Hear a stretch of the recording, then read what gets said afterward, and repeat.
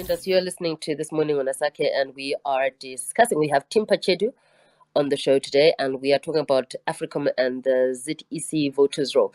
Thank you. Good morning, colleagues. Nice of you to host this space after the by-election. Thank you so much for keeping the flames going on, and thank you so much for the invitation. So with Africom basically, let me just say, Africom is a ICT company that is owned, majority owned by the Zimbabwe military. So what our findings have linked this organization that is owned by the military to be the same organization that is in charge of ZEC servers. There are even minutes of them having meeting with the ZEC officials in 2018. So they took over these ZEC servers, and now they are managing ZEC servers, the servers of the Zimbabwe Electoral Commission on their behalf. So that's what's a major finding that we did as Team Pachedu. How do we know that Africom is owned by the military? That would be like the first question that people are dying to find out. Say, what conclusive evidence do we have? And then we move on to discussing the rest of the details. If you look at the Africom share structure, the ownership structure, you will see that the Zimbabwe military is invested in that company. Zimbabwe military has got different companies, Zimbabwe Defense Industry.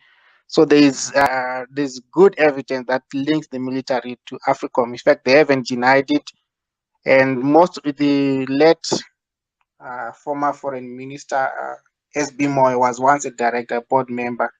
And other board members of Africom are military personnel. So there are no two ways about it. It is owned by the military of Zimbabwe. Maybe just Shambi, let's break it down to someone ordinary citizen. What is a server? What is a domain? What is the use of a server? Let's break it down in terms of in simple English. What is a server? What is a domain? Okay, so when we talk of a server, we are talking of a dedicated computer or a device. It could be virtual, it could be non-virtual. So this computer device provides functionality on behalf of other users or clients. It means it provides functionality on other computers within an organization. And it can be used, it normally server provides various services such as resource sharing, data storage, web services, computations. So basically that's what it is. It is a device, it's a system that provides a service to other computers. So Chambi, a tweet from sometime on the 11th of April. So you mentioned in a list said the ZEC IT consultant is Africom, the domain owner is Africom, the domain registrar is Africom, the web developer, the DNS server host, the file server host, web server host, mail server host. And so all these things for the layperson don't mean much. I know you've just broken it down, but to say file server, web server, and all that. But is there any issue with it being owned by one company? For example, if you're running an organization, would it be any issue to have one person running it, or all these other different things? You have a different web developer, a web server, an IT consultant, maybe to streamline your processes. What's your take on that? Yeah, that is very good, and I think it needs to be explained. We are not saying site Asake or you should not provide a service to Zimbabwe Electoral Commission. In fact, site can even say we are running ZEC servers, we are running their domains and everything. It's fine, but it becomes a problem because the Constitution of Zimbabwe. Remember, when we are talking about these things, we have to go back to the Constitution of Zimbabwe. What it says about an independent body. The Zimbabwe Electoral Commission is supposed to be independent. So basically, the moment they subcontract these critical services to an outsider, it becomes a concern. It becomes a concern to everyone that is involved in the politics. It's not about only the opposition. It's about also the ruling party. You don't know who site Zimbabwe is. You don't know who Brighton is. What if Brighton now has access to all my information, and Brighton maybe supports ZANU-PF and I'm a CCC member, or Brighton maybe supports Gary Vume and I'm a ZANU-PF member? It means that Brighton can manipulate the data on the system, on the server, play with around with the voters roll, and then it will affect me as a ZANU-PF member or as a Triple C member. And again, if you go back to the court case of 2018, the major issue that was being challenged by the Movement for Democratic Change Alliance then was that they wanted access to ZEC servers. They wanted to verify the results and to say the result that have been tampered with, have been manufactured. And the Zimbabwe Electoral Commission is on record, and there are court papers to prove this. They are on record to say we don't own a server, we don't operate a server. But now, come 2022, we're actually picking up that these people, these organizations, have servers. Not only do they have servers, but their servers are subcontracted. And not only are they subcontracted, their servers are being run in short by the military. And then it defeats the whole purpose. It violates the constitution of Zimbabwe that specifically says that Zimbabwe Electoral Commission should be independent. They should be housing this within their organization. They should have capacity to do it on their own. They cannot outsource these services according to the constitution. So we are looking at an electoral body that is effectively being run by the military, which is a concern. We cannot talk of a free and fair election or even say, let's go and register to vote when our data is being handled by the military. That means actually there's no ZEC, there's a military electoral commission that is running elections in Zimbabwe. That's the long and short of it. Now, with the military running Africom, the Minister of Defense being the owners of Africom, so now let's look at the independence of maybe in terms of collecting the results. How are these results collected from polling stations to where they get to ZEC? How are they collected, and how the influence of maybe Africom as well as Minister of Defense? How is the influence between those two? ZEC has come out bright on saying, I know this is a hot topic among many Zimbabweans, especially if you go back to the 2018 election, because the opposition was pushing to have access to ZEC servers, and ZEC said we don't have servers. So when it comes to electoral results, ZEC has said they don't put the results on the server, they don't put on the system. So the transmission of results, according to them, is from a polling station. It goes to a command center in a ward. From the ward, it goes to command center in the constituency. From there, it's transmitted to the national command center. Then they can say, oh, in this constituency, this is the winner. But as you are aware, Brighton, the winner of a ward election is announced at the ward command center, meaning that they don't need the national command center. The winner of a constituency, a member of parliament, representatives is announced at the constituent constituent command center. My apology for that. That's where they are announced as the winner. They don't need the national command center. So it is the presidential election results that are announced in the national command center. And ZEC has said on many occasions that they don't take these results and store them on a server. That's what their argument.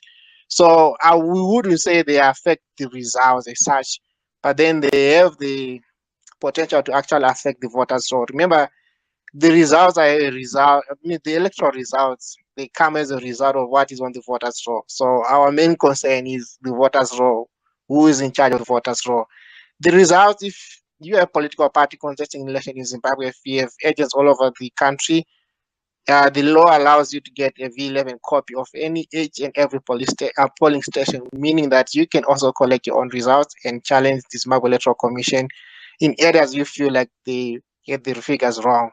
So on their part, ZEC said, no, we don't keep results on our servers, on our system. And from our part, also, Steam Pachedu, basically, we are mostly looking at the voters' roll and saying who's in charge of the voters' roll. Is it ZEC itself or is the military, based on the finding that we did earlier on in the year? And then it raised a lot of question if the voters' roll is being carried by someone other than the Zimbabwe Electoral Commission, as we have discovered with the servers. Chambi, in an ideal situation, what would how would the scenario play out? Because you did mention that the voters' roll is very sensitive, and even though it's breaking the constitutional mandate of the independence of ZEC, how else would such sensitive information be handled? Because the argument could be, since it's so sensitive, that's why we need a more maybe sophisticated or trustworthy agent to run it. What's your take? How do other countries run it? What's your experience? And yeah, what's your take on that?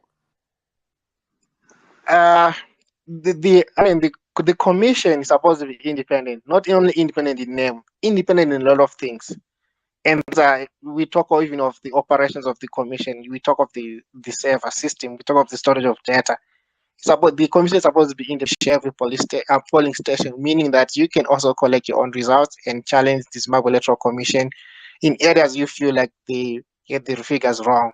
So on their part, ZEC said, no, we don't keep results on our servers, on our system. And from our part, also, Steam Pachedu, basically, we are mostly looking at the voters' roll and saying who's in charge of the voters' roll. Is it ZEC itself or is the military, based on the finding that we did earlier on in the year?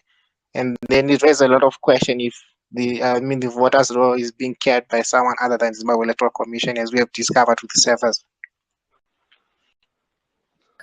Chambi, in an ideal situation, what would how would the scenario play out? Because you did mention that the voters' roll is very sensitive, and even though it's breaking the constitutional mandate of the independence of ZEC, how else would such sensitive information be handled? Because the argument could be, since it's so sensitive, that's why we need a more maybe sophisticated or trustworthy agent to run it. What's your take? How do other countries run it? What's your experience? And yeah, what's your take on that? The commission is supposed to be independent, not only independent in name, independent in a lot of things. And we talk even of the operations of the commission. We talk of the server system. We talk of the storage of data. The commission is supposed to be independent. It's supposed to be the chief custodian of everything to do with voting in Zimbabwe. It happens in any country, most countries, South Africa, for example, the IEC keeps a record of everything. They have their own infrastructure, the computer system. That is why when South Africa goes for election, no matter how Julius Malema disagrees with ANC, Julius Malema will not come out and say, I don't agree with this result. This election was rigged. Because even them, the opposing Afriforum, you name it, they are so confident of the IEC, they don't question it. And IEC results, as well as they are transmitted live. Each and every political party, you can see them live in real time being added on at the National Command Center, something that does not happen in Zimbabwe. So it affects the independence of the election. And it means then that we are trusting a military to store our data. We are saying the only trustworthy and safe custodian of our election resource is the military, whereas in fact the constitution says the military must not be involved in civilian matters, civilian issues. Then we are breaking our own constitution. No matter how good the soldiers might be, there is no room for them to be playing around with the voters' roll, to be involved in election management issues, to be involved in the ZEC servers. That job is specifically for the Zimbabwe Electoral Commission. That's why it's the independent body. It cannot be an independent body if it's subcontracting the military to do it. It means that then we have the military. And I have a different view when we talk of independence of the military. Well, we don't believe as Team Pachedu, and personally, I myself, I don't believe that the military in Zimbabwe is professional to the point that we can say it's independent and they are the safe custodians of any election or anything that has to do with civilians. You know for a fact that this same military went into the streets in 2017. They broke the national constitution of the country, which was 4 years old then. If you cannot then trust the military that breaks its own constitution and overthrows the government, no matter how much we didn't like Robert Mugabe, I didn't like him as an individual, I don't like ZANU-PF, but then the military went into the streets, they rode tanks to remove Robert Mugabe. And then can you honestly trust the same military to keep your information to manage an election that we will announce a national champion as a winner? Can you trust the same military to say they will announce a Jacob Mugabe as a winner? Can you then even trust the same military if you are ZANU-PF to say they will announce the correct results if the national champions win? They can go and argue, say, no, this same military did a coup in 2017, and the same military is using the vote, is in charge of the voters' roll. So these are very critical issues that we need to be careful as Zimbabweans, because what we are finding out can even be for benefit to a ZANU-PF should they lose an election. They can go and argue to say, no, we lost this election because we don't trust the Zimbabwe National Army. The Zimbabwe National Army overthrew a government in 2017, and they were the one that are managing ZEC servers. So remember, whatever we are picking up, the ZANU-PF can still go to court and use it legitimately should they lose an election. This is why we are saying ZEC as it is right now is a threat to Zimbabwe. It's a threat to our democracy, threat to our peace. and things should change. Things should not remain the way they are at the moment. And I don't agree. The military is not the safe custodian of anything to do with civilian issues in Zimbabwe, in any country for that matter. Their main agenda is to defend our borders, to defend our country. That is it. That is it, and nothing to do with our internal civilian matter. They should be involved in that. Thank you so much for that. So now, Chambi, why did ZEC refuse that their servers are run by Africom? And are you guys at Team Pachedu happy with the response that we're getting from the ZEC spokesperson, Jasper Mangwana? Are you guys happy with that response that we're getting? ZEC has been denying. Jasper Mangwana has been denying. He's been saying no, the servers are not run by Africom. But what ZEC has failed to do is give us evidence to say, no, this is the same system. We have asked ZEC to run some tests. We have asked Jasper Mangwana to run some tests. He has never came back to us. And earlier on, when we were talking about the server issue, he came out defending it. But when we went in deeper, investigating, running tests, Jasper has not been able to respond to any of our tweets, meaning that he's also confused. He's also shocked. He thought that this was going to be a one or two tweet, but we had so much to do. We dig deeper and deeper. It up to a point where we produced minutes of ZEC meetings where they were trying to appoint Africom as the service provider. So we have good evidence. It's out there in the public. We have published. We have published cPanel. We have published everything, the routing system. We have done a lot of things that ZEC has not come out to say, no, we disagree with this. And they haven't disputed those facts that we have put out, meaning that they know for a fact that Africom is in charge. Even they tried to take down the site. I think our evidence is overwhelming, Brighton. That's why they couldn't respond. So if they think that we are wrong, it is upon them. If you think that Chambi and Team Pachedu are wrong, you have to produce the same evidence in a print media or tweet it. It's up to them to say we are wrong, to prove us wrong. And they haven't been able to prove us wrong, even with the voters raw, even with the servers, because what we did is authentic, it's legit, and any IT expert will tell you that no, these guys, they are correct, and they are free to even appoint an independent body to look at it, because we did everything correct, and we have pinpointed that Africom and ZEC are the same issue. Our ZEC servers are with Africom. That's undisputed, and they've never challenged it since then. They only challenged maybe 2 or 3 tweets initially, but now they've kept quiet. There's been no response from Jasper Mangwana. So, Chambi, in terms of responses from maybe CSOs and opposition parties, what has been the response to this information that you've given them? Are they on board? Are they going to do something about it? Is there a way forward? What's been the response, and what's the way? The servers are not run by Africom. So far, they do with our internal, even appoint an independent body to look at it, because we did everything correct, and we have pinpointed that Africom and ZEC are the same issue. Our ZEC servers are with Africom. That's undisputed, and they've never challenged it since then. They only challenged maybe 2 or 3 tweets initially, but now they've kept quiet. There's been no response from Jasper Mangwana. So, Chambi, in terms of responses from maybe CSOs and opposition parties, what has been the response to this information that you've given them? Are they on board? Are they going to do something about it? Is there a way forward? What's been the response, and what's the way forward? So far, they've been mute. We haven't heard a response from CSOs. We haven't heard a response from opposition parties. Of particular concern is the silence from opposition parties. And when I say opposition parties, I don't only mean the Triple C. I mean anyone who calls himself an opposition party. They have been mute about it.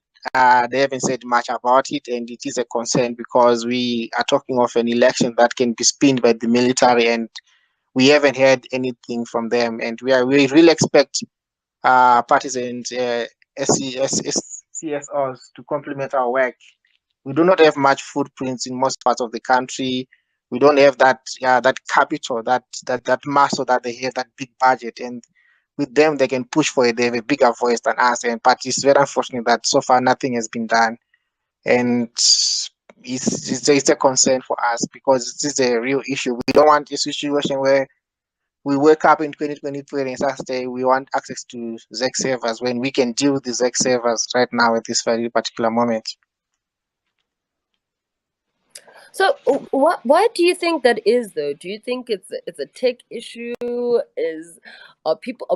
maybe they're going to come on board later on? Because for there to be no response, so far there's been mute. We haven't heard a response from CSOs. We haven't heard a response from opposition parties.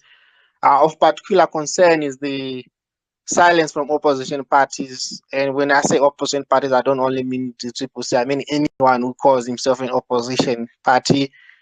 They have been mute about it. They haven't said much about it, and it is a concern because we are talking of an election that can be spinned by the military, and we haven't heard anything from them. And we really expect parties and CSOs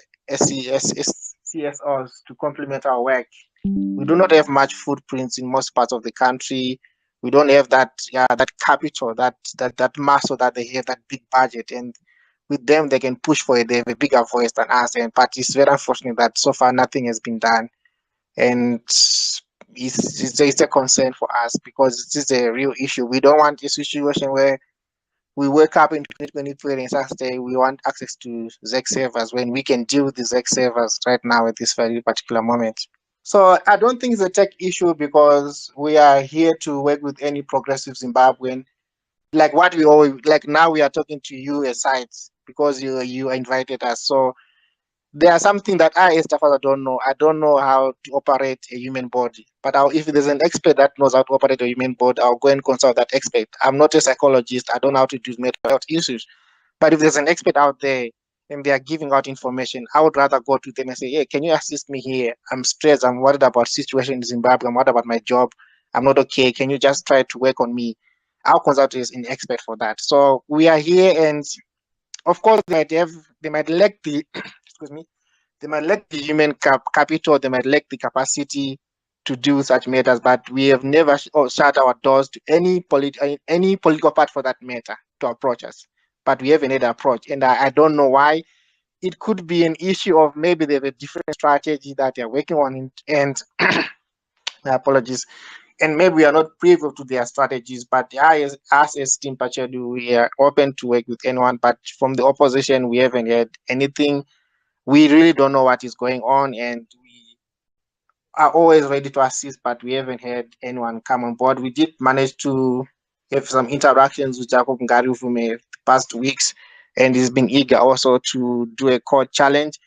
It's something that we are working on, and we have told him that we are ready to assist with anything that he needs, and he has shown a lot of enthusiasm about it. So we are hopefully that Jacob Ngarivume will come back. But as for the main opposition, we haven't had anything to do with servers at the particular moment. And to go on to Brighton's question regarding the core challenges, yes, it's better. We as Team Pachedu, we expected, particularly the Triple C, to come out and issue, lodge, file a lot of court cases.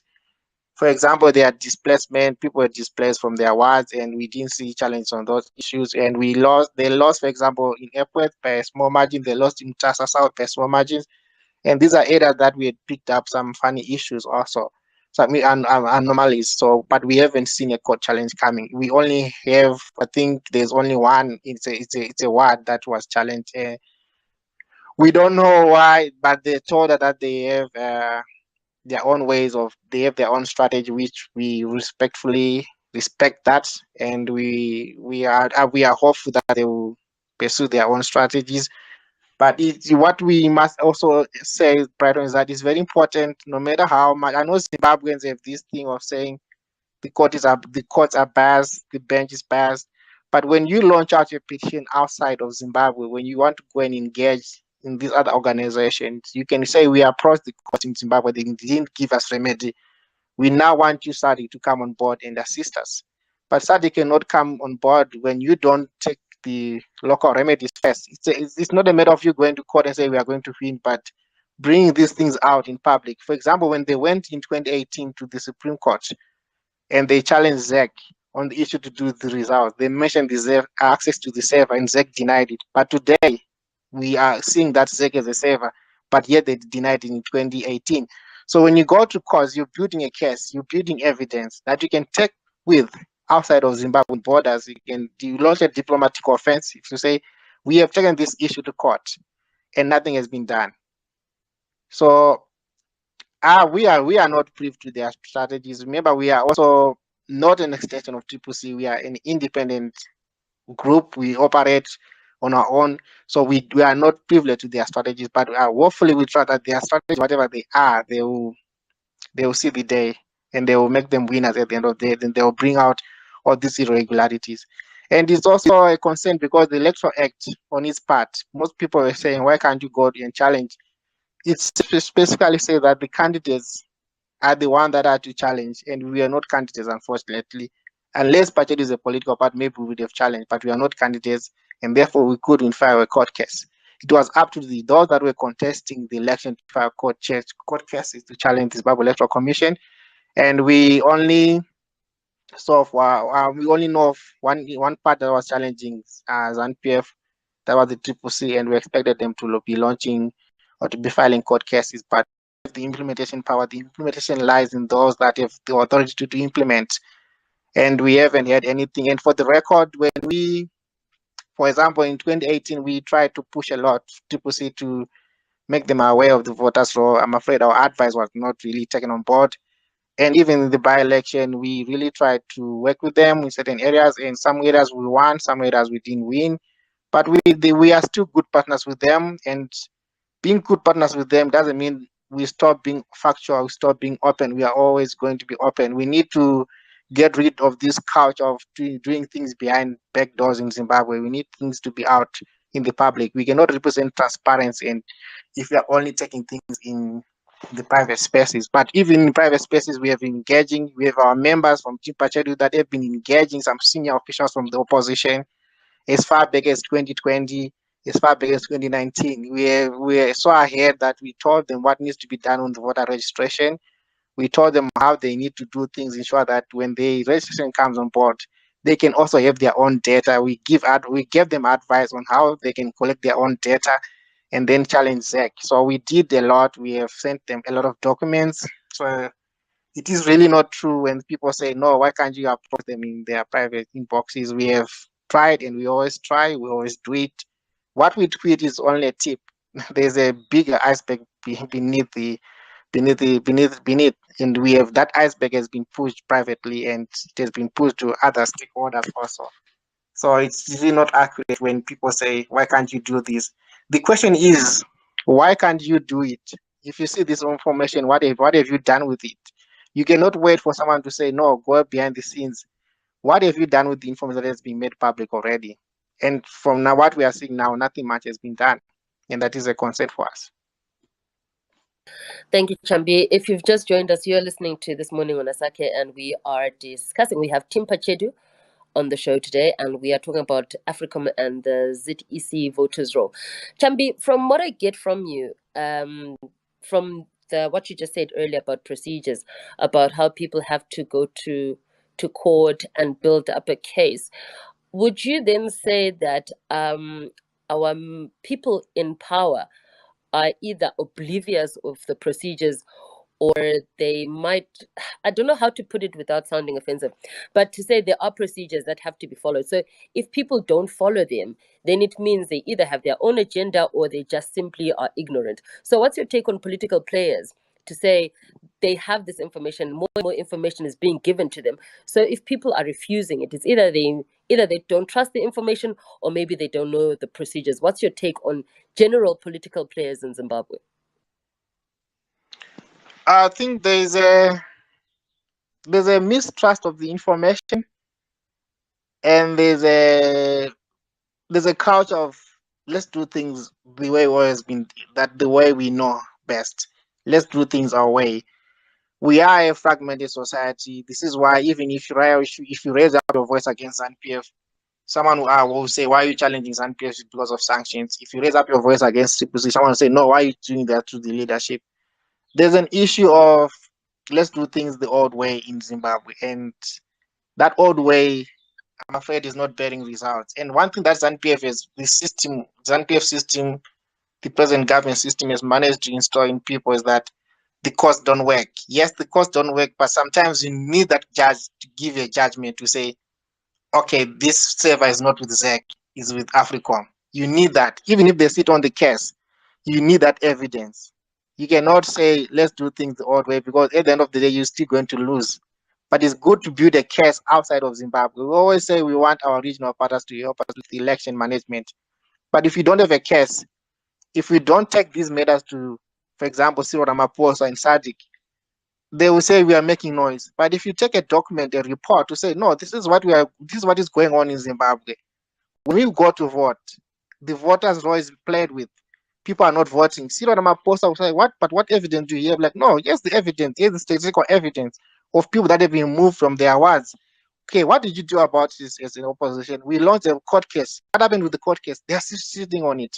Then obviously SADC will know, no, there's something wrong with the system in Zimbabwe. Remember, you are not only fighting ZEC, you're fighting a whole system, including the judiciary the judiciary also. So you make sure that your strategies have to be so broad that they capture every element of it. Going to court, presenting your case, it is still a good way to challenge the system. Even if you know that you're not going to win, you're going to challenge the system. Like what happened in 2008, they were exposed because there was a court challenge. There was a court case that was beamed all over the world, and they were exposed. But if you don't take these matters to court, where else are you going to check them as an opposition? You are not allowed to demonstrate one. You're not allowed even to have meetings.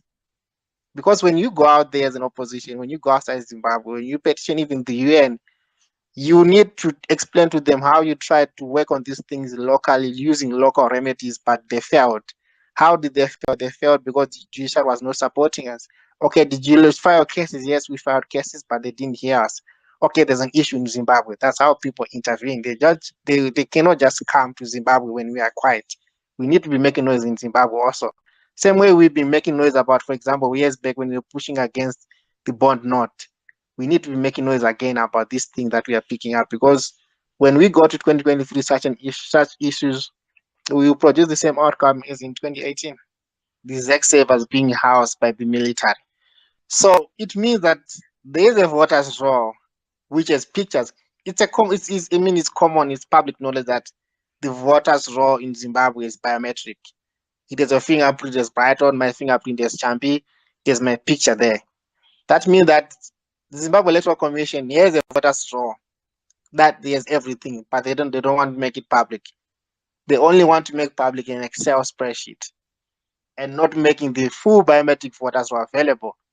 And as Team Pachedu, we feel like it's now time for Zimbabwe Electoral Commission to make the full biometric voters roll public to everyone. I know there's a talk of information, sensitive information, privacy issues, but let it be known, Brighton, that the moment you go and register as a voter, you are surrendering your information, your ID numbers, your face to the system. This is the democratic system, because a voter's roll is a public document. You cannot talk of privacy when you're talking of a voter's roll, because it's a public document. But it doesn't give you the power to then publish my name all over, like Chambi states at this address. Here's his phone number. Here's his what do you call it, fingerprint and everything, right? It doesn't give you that power. But the voters roll is a public document. There's no reason for the Zimbabwe Electoral Commission to be holding on and say, no, we cannot issue a full voters roll with pictures because it works against the public.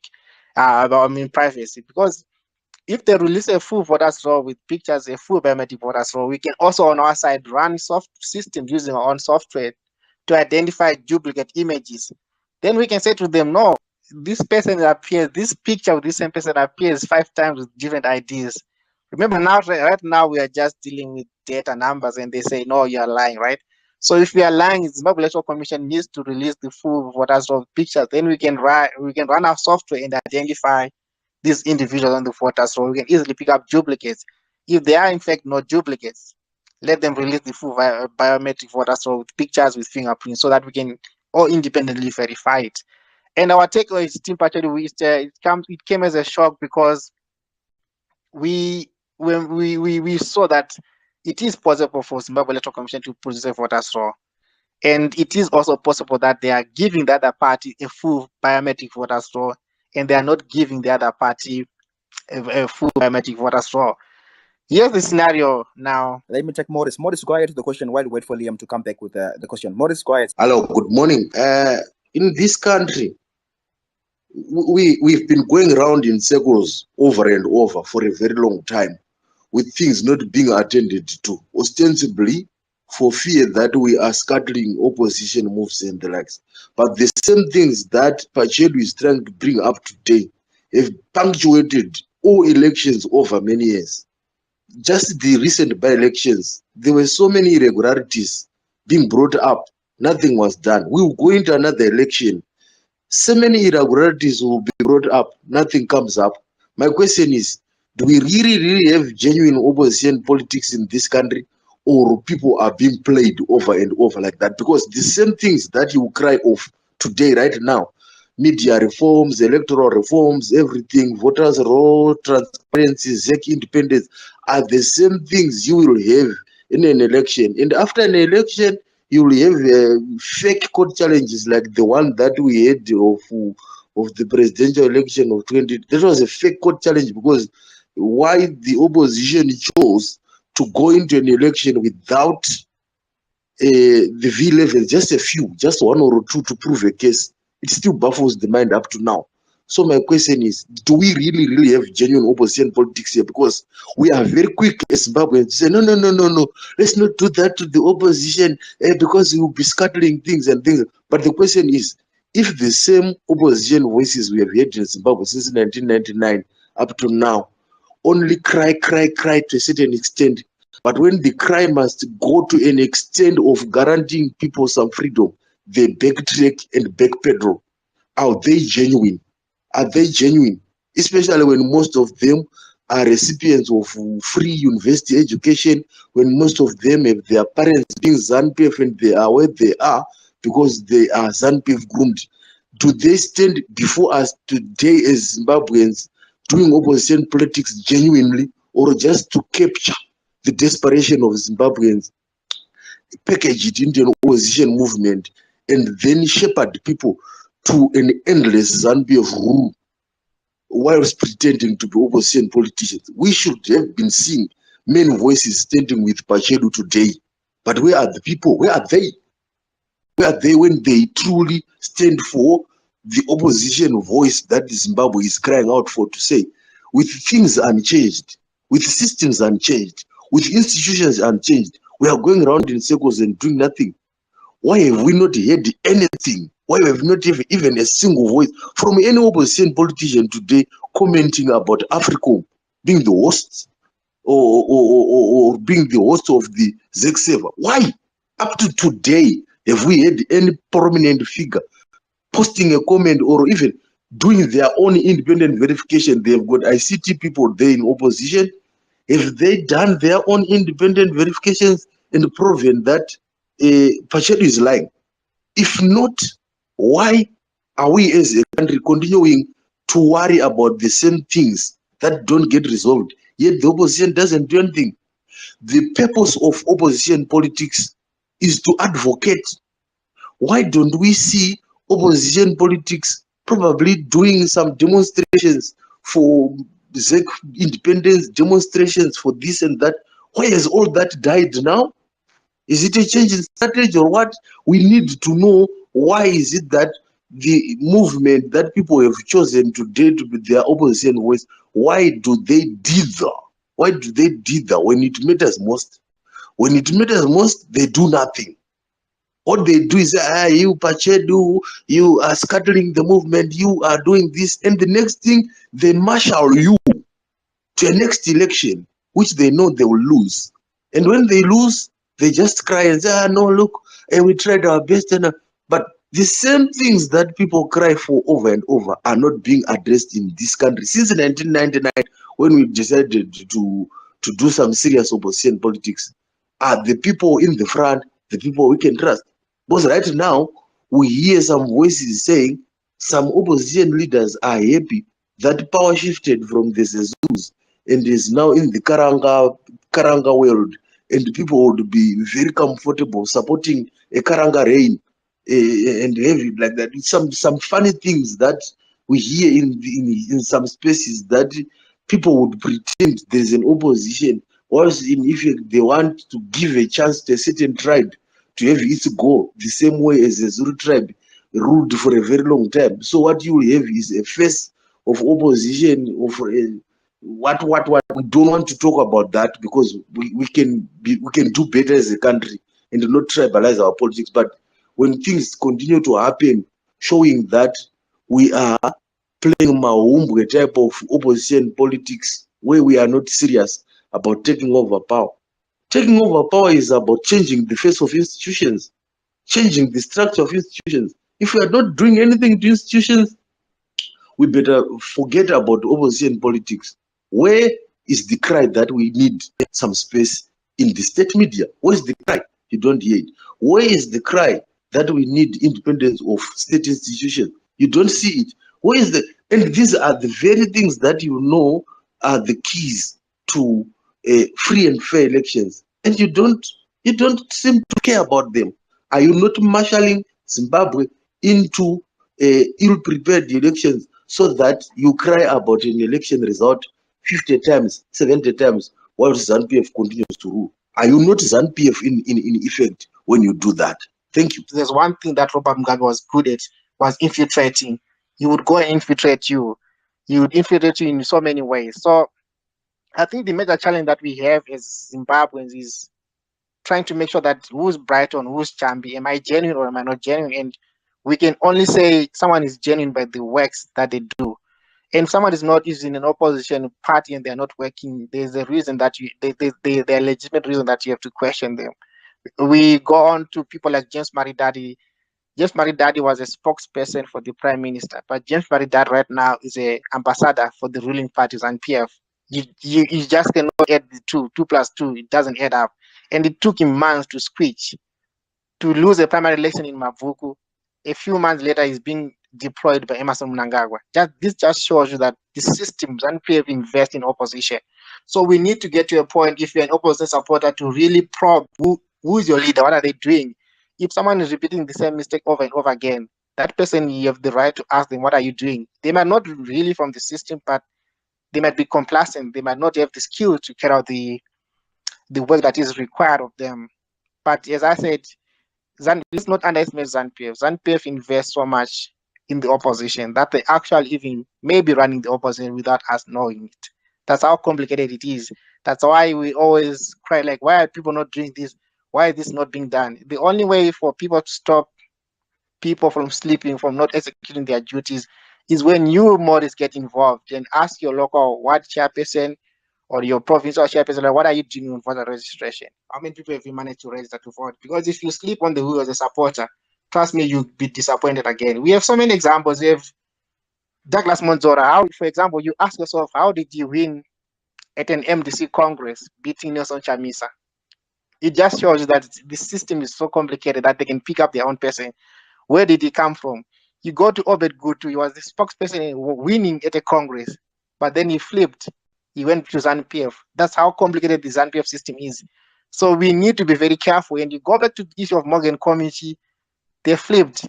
So it's a very huge system that feeds into infiltration. ZANU-PF does not only play with the voters roll, with the ZEC servers, they even play inside the opposition system. You go back to 2018, there was talk of a migrating X, and there was where that this was coming from the so-called military. Yeah, that was counterintelligence. That's how complicated the system is. How did that person in the opposition manage to speak to these CIOs and get such information? And then drive that narrative to feed it deep down in their line that they believed it. That just shows that we have a bigger system in Zimbabwe. You might think they don't only beat us, they don't only play with the voters roll, they invest in people that you trust also. In my area where I once voted, the person that I voted for in 2013, my first election to vote, is now sitting comfortably with ZANU-PF. That's how complicated it is. But this person was once an MP for the opposition, but now is with ZANU-PF. That's how complicated the system is. In Morris, to make sure that we have a clean house, you have the right to ask who's Chambi, to dig my profile. Who is he? Can I trust the work that these guys are doing as Team Pachedu?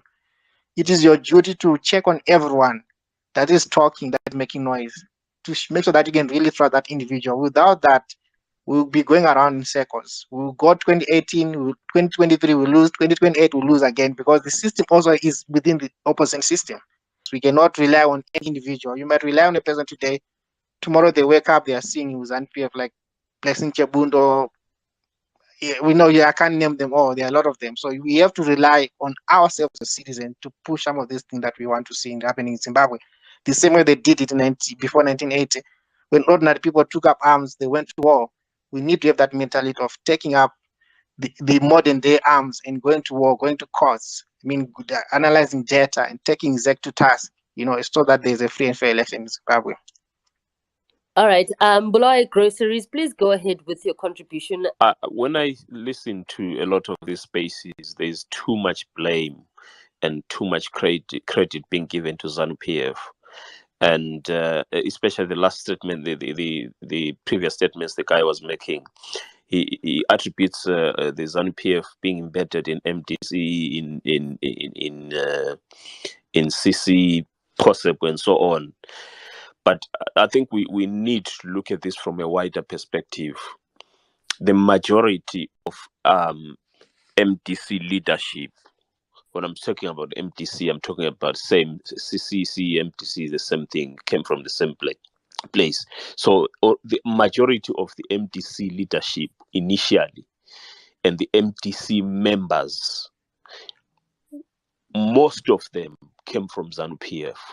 So you are looking at least 90% of people that were initially MDC supporters came from ZANU-PF, meaning that the leadership that came from those 90% also came from ZANU-PF.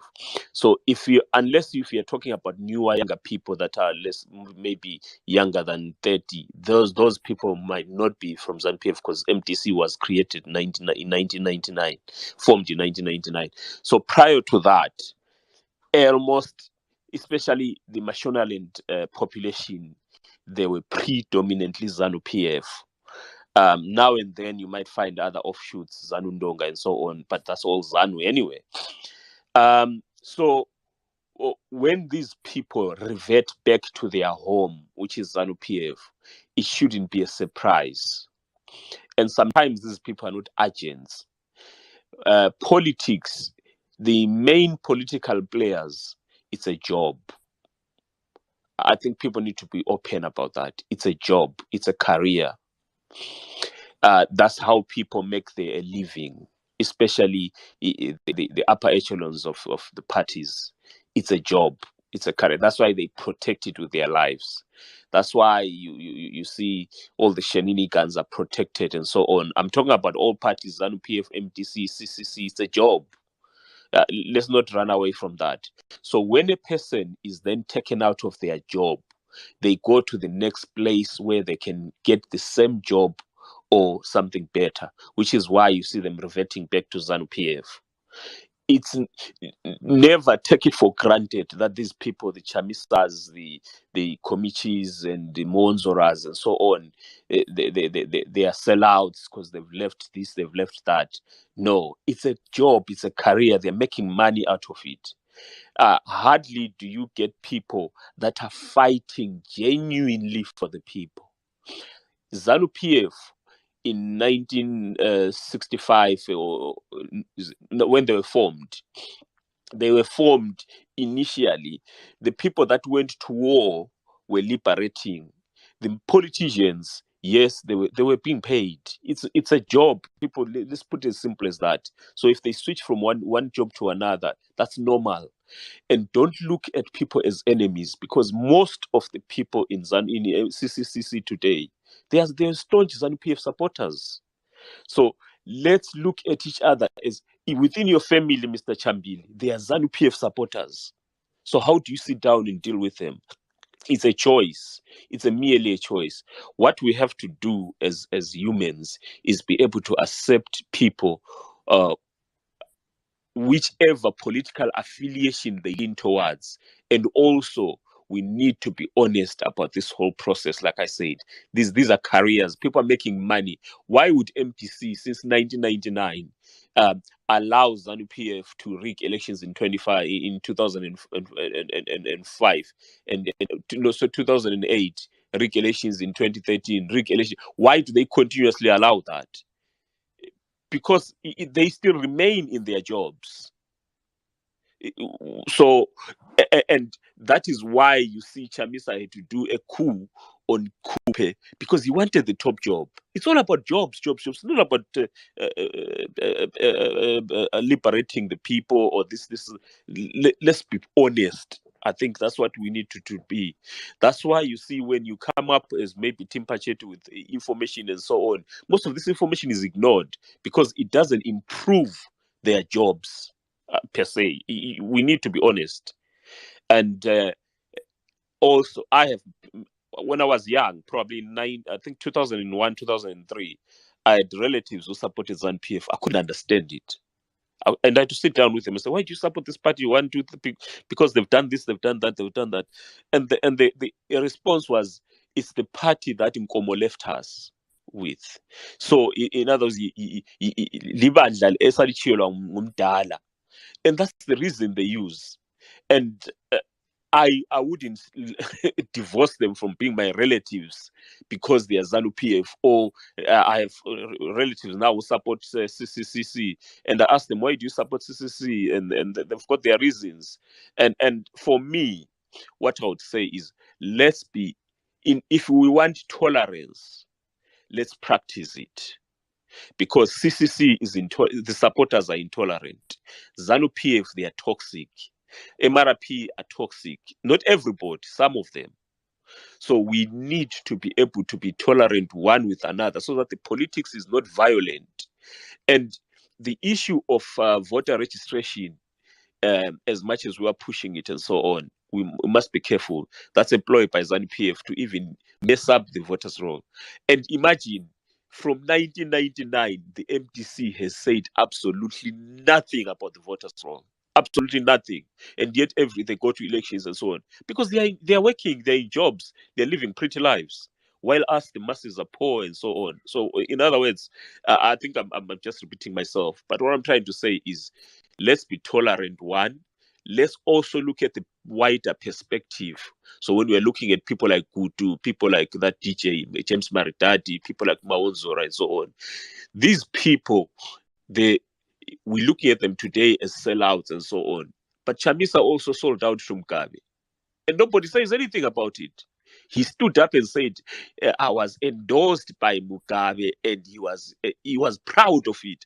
The man who preceded over 40 years of destruction of Zimbabwe, 40 years of political oppression and genocide and killing of political opponents and so on, yet he was happy to be endorsed by that devil. But do we say anything about it? No, we don't. Yeah, thank you for the submission, Blair Grossers. I think our politics becomes more of a job, and maybe that's why most things are taken for granted. It becomes a concern where we are going as a nation, because while people are fighting for jobs, as you say, you and I are at the bottom. We are the ones that are taking the full brunt of this economic mess, and it's very unfortunate. And also, I just want to say, you touched on tolerance and everything, and I think by the same token, we cannot blame Nelson Chamisa for saying no. So, I mean, Robert Mugabe is voting for him. We need to have a culture of tolerance, as he just said. He just made it. He just made the comment, and I think it was also in his maybe political game to get some voters from ZANU-PF. But we all know what Robert Mugabe did. I'm not saying Robert Mugabe was a saint. Was not a saint. He's even in his grave. I still blame him for where I am today, what I am today, because he messed up my life and probably yours also. And just in closing, I just want to say, based on what people have been, what Blawai said mostly, and what Mori said, I think we need to have a point. We need to get to a point whereby citizens are more involved in their communities, in their local politics, so that you don't get a councillor that you don't know, so that you don't get a leader that you don't even know, you don't even ask. We need to get to a point where we know what is going on everywhere, and this cuts across all political parties. Even if you go to the ZANU-PF system, there are only few individuals that make decisions for the millions. Go to Triple C, there are only few individuals that make decisions for the millions.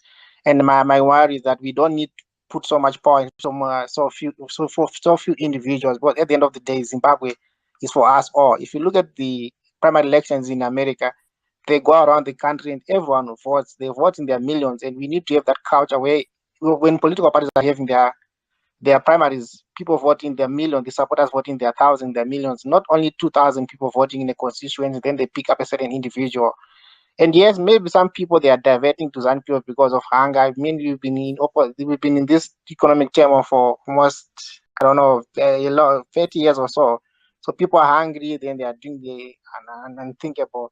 But they can only do that if we as citizens, I say every citizen of Zimbabwe, whether you're ZANU-PF or MDC, if you take a back seat and don't question things, you are in trouble. You have people in ZANU-PF that are happy that always read the sanction story, and you find that most of these individuals that even in foreign countries, they've been affected by the economy also. They only talk of sanctions when it suits their narrative, but when it's other side, they don't talk of sanctions. They don't talk of how they can go to Europe and shop. They don't talk of farmers exporting stuff to Europe. But we need a culture of everyone being involved.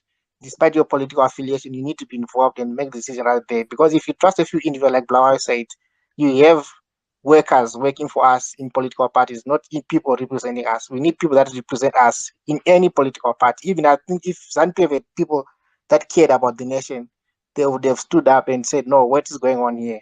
But we don't have that culture in Zimbabwe, and we need to get to that level where we question things and make sure that things are done in the right way for the benefit of everyone in Zimbabwe. And I think, again, touch on Blawayo sentiments, we need tolerance in Zimbabwe. I, for one, I wouldn't want a situation where a certain political party takes over power and the same thing, the same violence that we have seen happens again to those in opposition. I think we need to draw the line and say, you are still my brother, you're still my sister, even if we disagree. Let's disagree on the fundamentals. Let's debate without calling each other names, without insulting, without killing each other. We need to get to that level. We need to show the world that we've matured. We are done with the Mugabe politics. We are done with the Mugabe politics of killing. So that's my contribution. And thank you so much, guys. I appreciate the platform.